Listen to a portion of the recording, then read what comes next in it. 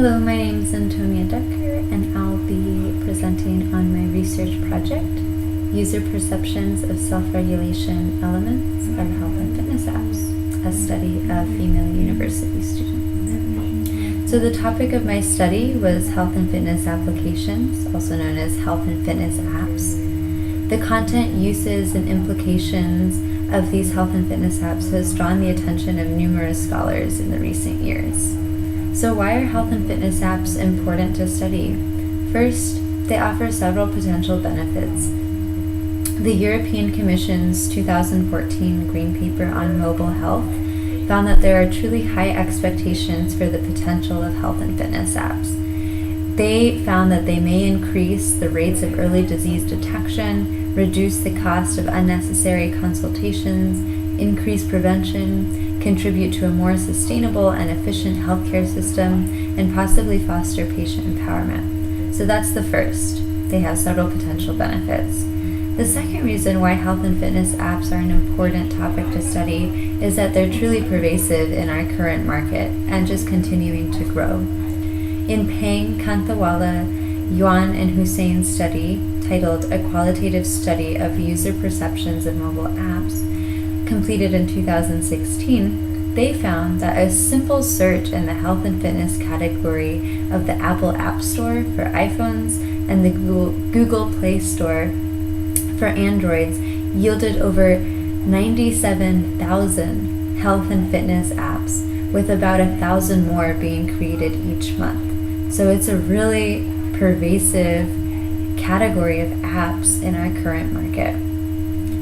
So how do we define health and fitness apps? Despite some variance within the research community, my research study used the working definition of health and fitness apps that intentionally focuses on the notion that a majority of these apps are geared towards the general public and are for the general health and fitness promotion of this public. So, health and fitness apps belong to a category of products that are about lifestyle enhancement and management for the general public. The review of the available literature around health and fitness apps revealed several things. First, most of the available studies focus on health and fitness app content and features. Thereby, their primary methodology is content analysis. From several of these content analyses, a common theme in several of their findings emerged. This common theme was that there is a true prevalence of self-monitoring content and features in health and fitness applications. For example, Millington's 2014 study, Smartphone Apps and the Mobile Privatization of Health and Fitness, found that self-monitoring was a central function of the 8 apps that he studied in depth. Those were MyFitnessPal, Lose It, MyNet Diary, Sodium 101, iMapMyFitness, DigiFit, Glucamo, and WebMD. So in the context of health and fitness, this is what self-monitoring looks like. It looks like tracking the body's movement across space and over time. That could be tracking your steps in a day, tracking how many stairs you've climbed. It can also mean measuring heart rate, or calories burned, or calories consumed. So in continuing my review of the literature, I found that this process of self-monitoring that is prevalent in the content and features of health and fitness apps was just one part of a greater whole. This greater whole stems from Bandura's 1991 social cognitive theory, specifically the aspect of self-regulation. So this theory explores this concept of self-regulation, which has been extensively applied in promoting healthy practices. There are 3 processes within this concept of self-regulation. The first is self-monitoring, just like the theme that emerged from these content analyses. But there's 2 others. The second process is the judgment process, and the third is the self-reaction process. So based off of a content analysis study that applied and found evidence of each of these 3 processes of self-regulation in diet-related apps, content, and features, I was able to adapt their operational definitions for each self-regulation process, so self-monitoring, judgment, and self-reaction, in order to fit the broader category of health and fitness apps that I was studying. I gave each operational definition that I adapted for this broader category a title, and ended up grouping together 7 titles which are termed self-regulation elements. So those 7 self-regulation elements were diet, exercise, and activity tracking, information provider, goal setting, social competition, progress tracking, tangible rewards, and intangible rewards. These 7 self-regulation elements were the basis for the design of my survey questions in this study.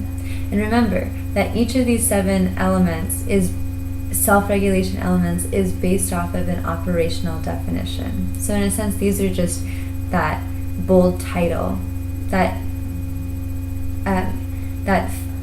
is the broader umbrella for these operational definitions. So, in order to fill in a need for the user perspective on self-regulation elements of health and fitness apps, remember that the primary method of research was content analysis. The research question that guided my study was, what are female Seattle University students' perceptions of the self-regulation elements in health and fitness apps? So the study sample of female university students was chosen intentionally because research shows that women are taking the lead in the use of health and fitness apps, and that there's also an increasing use of health and fitness apps among university students. So thereby having female university students as that target sample is really representative of the majority of the user population of health and fitness apps. So as mentioned, my study was survey-based. This survey was designed to collect quantitative data only. In this sense, it was meant to be completed in less than 5 minutes. So I was really looking for a more sizable response and having a shorter survey. So that's why I chose to have quantitative data retrieval. This survey was hosted on an online platform called SurveyMonkey. It was posted and distributed on Seattle University class Facebook pages with approval from their site administrators, as well as through email listservs of the communications department at Seattle University and Seattle University's Fitness and Recreation Center. The survey was left open for 14 days and consisted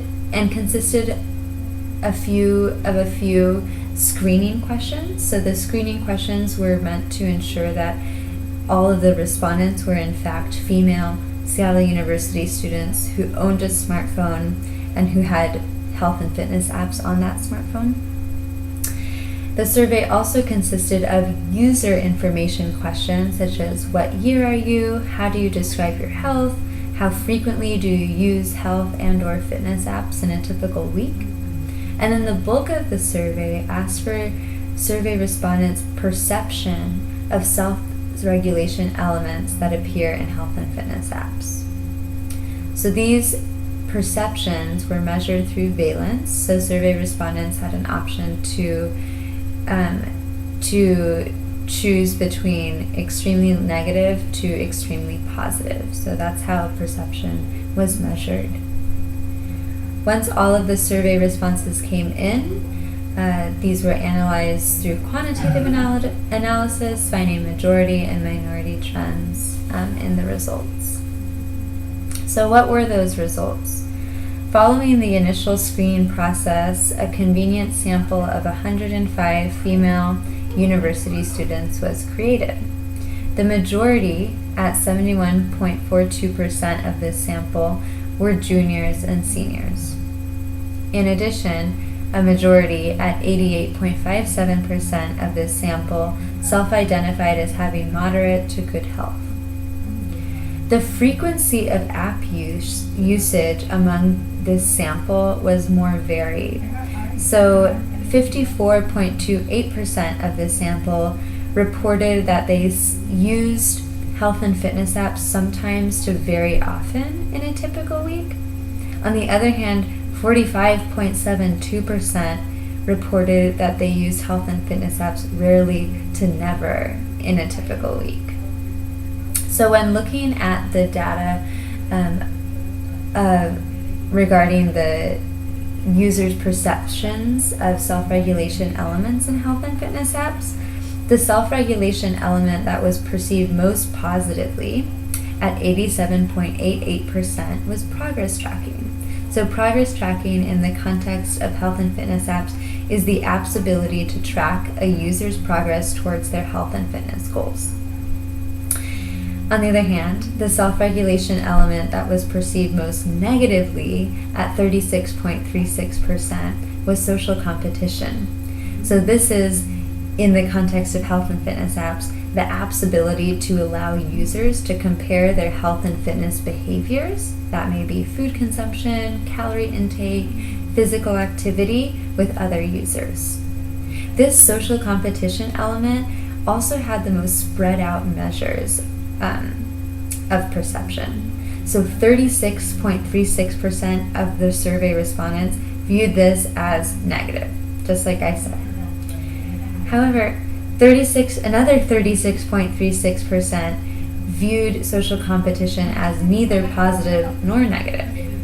And then 27%, the remaining survey respondents, viewed social competition as positive. So, with the exception of the social competition element, all of the self-regulation elements were perceived more positively than negatively. So overall, female Seattle University students perceived the self-regulation elements in health and fitness apps as more positive than negative. However, that individual self-regulation element of social competition yielded significantly divided responses from users. This implies that female Seattle University students have varied perceptions of that social competition element in health and fitness apps. Out of all the self-regulation elements, social competition was also perceived as most negatively by survey respondents, and progress tracking was perceived as most positively by respondents. This finding suggests that app developers should truly listen to the perceptions of representative samples of health and fitness app users, such as female university students, so that they can better design apps to be both effective and accepted by users. They should really be considering, in the app making process, the types of content and features and what those are based off of, these self-regulation elements in that process.